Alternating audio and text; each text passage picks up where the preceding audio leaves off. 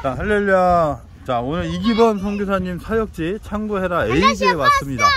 자, 우리 주변에 우리 아이들도 너무 많고 여기 참 너무 좋은 경치와 정말 이게 정말 뭐라 할까, 해맑다 할까요? 자연 경치가 여기는 공해도 없는 것 같아요. 근데 자, 이곳에가 너무 적박합니다. 왜냐면 저 뒤에 보이는 여기 이기범 선교사님 뒤에 있는 저 마을이 좀 자세히 보면 마을 초가집들이 보이는데 저쪽이 거의 다 무슬림이에요.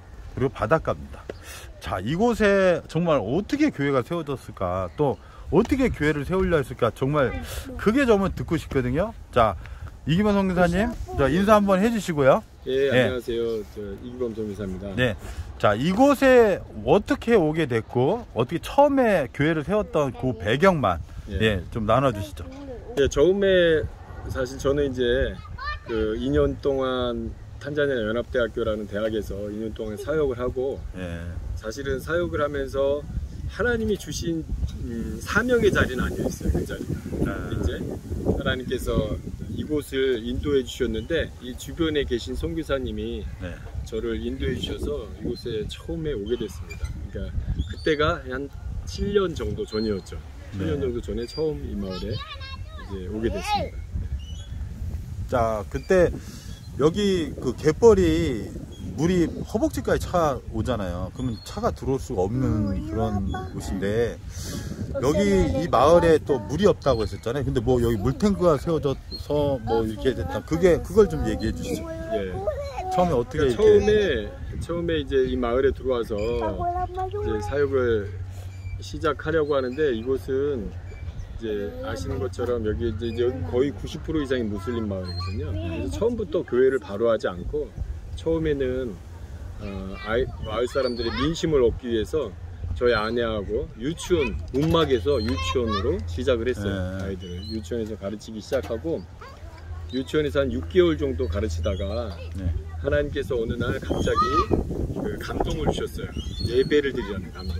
그래서 저쪽 어디 한쪽 구석에 나무 밑에서 기습적으로 예배를 드리게 됐습니다.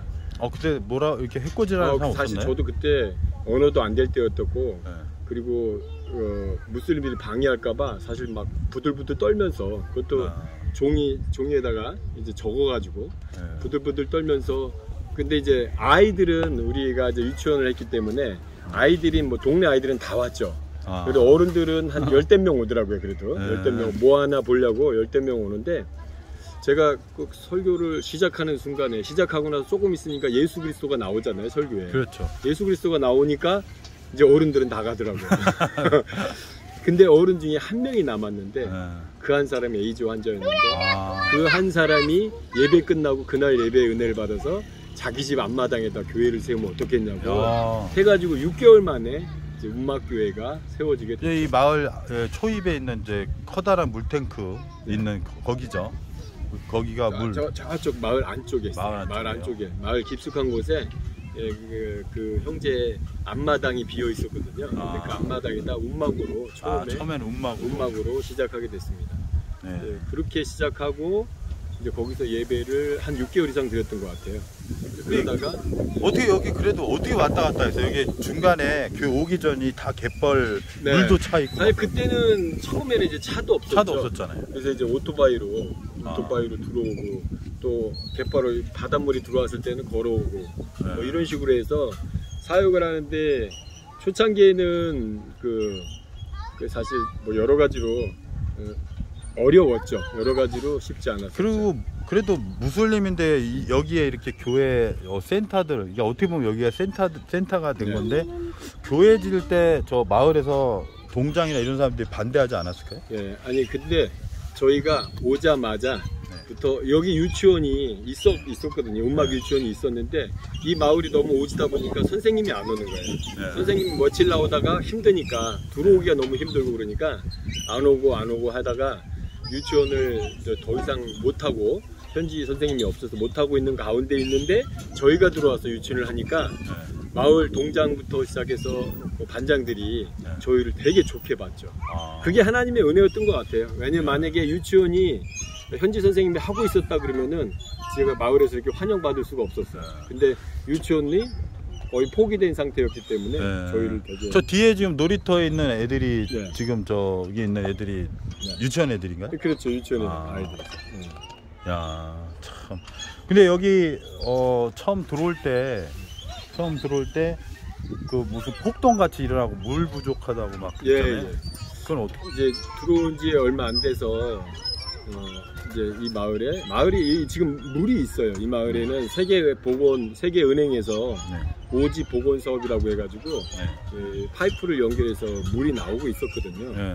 그래서 이 마을이 존재하는 거거든요. 이 마을은 땅을 파도 짠물밖에 안 나와요. 근데 목사님이 그 물을 가지고 예, 공급해줬다고 그런데 이제 그때 한 나흘 동안 마을에 물이 안 나온 적이 있었는데, 네. 그러니까 사람들이 물이 안 나오니까 뭐 난리가 난 거죠. 그래서 여기는 교통수단이 오토바이밖에 없는데 물 한 통에 평상시에는 100원, 200원 하는 게 그때는 1,000원, 2,000원 하는 거예요. 아. 그러니까 마을 사람들이 뭐 물을 못 사 먹죠. 사 먹을 수 없죠, 가난한 사람. 그러니까 사 먹을 수가 없으니까 사람들이 땅을 판 거예요. 근데 땅을 파면 깊이 파면 짠물이 나는데 그쵸. 이제 빗물이 받아진 게 있거든요. 아. 그럴 경우는 건수라고 해서 나와요. 아. 근데 그 물 가지고 먹고 그 물 가지고 씻고 그런 상황이었는데 네. 제가 보다가 도저히 안 되겠더라고요.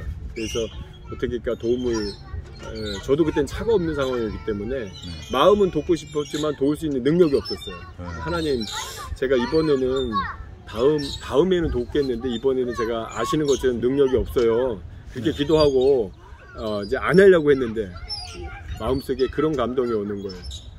네가 여기 왜 왔니? 성령께서 그런 마음에 감동을 주시는 거예요. 네가 여기 왜 왔니? 가만히 보니까 내가 도우려고 왔는데 그러고 나서 방법을 찾아보니까 방법이 나오더라고요. 그래서 선교사님 차를 빌려서 트럭을 빌려가지고 거기다 물을 싣고 그러고서 이제 마을에 물을 가지고 왔는데 물 가지고 오자마자 사람들이 막 물을 서로 가져가려고 막 폭동이 일어나고 막 싸움이 일어나고 이런 상황이 벌어졌는데 너무 감사한 것은 그 폭동이 일어나고 싸움이 일어나고 저도 한 대 맞을지 모르는 그 상황에서 하나님께서 제 마음속에 평강을 주시더라고요. 이거 저도 그런 상황에서 그런 평강이 나올지는 몰랐어요.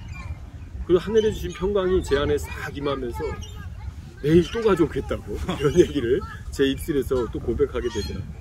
그래서 자, 그런 은혜와 그런 이제 하나님 인도하심 때문에 이렇게 지금 무슬림 마을 이렇게 마을 초입에 교회가 세워지지 않았을까. 근데 제가 듣기에는 또 여기가 완전히 오지라 사실 여러 선교사님을 여기 이제 많이 이렇게 선교해보면 어떻겠나 이렇게 인도했다고 해요. 근데 그만큼 여기가 지금 어떻게 보면 좀 완전히 외진데 제가 봐도 여기는 혼자는 들어오기 진짜 힘들 것 같은데 처음에 어떤 마음으로 여기 들어왔어요? 네, 저도 이 마을을 돌아봤을 때 사실은 저도 선교사로 왔지만 겁이 나더라고요. 왜냐면은 고립되어 있는 마을이고 90% 이상이 무슬림인데 근데 개신교 목사가 여기 와서 사역을 한다는 게 사실 저도 엄두가 안 났어요. 그래서 사실은 저 마음에 이제 안 하려고 했어요. 이건 조금 어렵겠다. 언어도 지금 안 되고 나중에 언어가 되면 모를까 지금은 좀 어렵겠다 이렇게 생각했거든요. 그런데 이제 그날 왔다가 집에서 기도를 하는데 갑자기 기도하면서 하나님이 폭포수 같은 눈물을 주시면서 내가 이 영혼들을 사랑한다는 그런 하나님께서 이 영혼들을 사랑한다는 그런 감동을 주셨어요. 그래서 그날 정말 하염없이 울고 그리고 그 다음날 사역지에 오게 됐죠. 그 다음부터 이제 하나님이 어떻게 보면 사인을 하셨기 때문에 응답을 하셨기 때문에 그 다음부터는 이제 주님이 일하실 것을 저는 믿습니다. 그로부터 지금 몇 년이 흘렀을까요? 7년 정도가 흘렀죠. 7년 흘렀죠.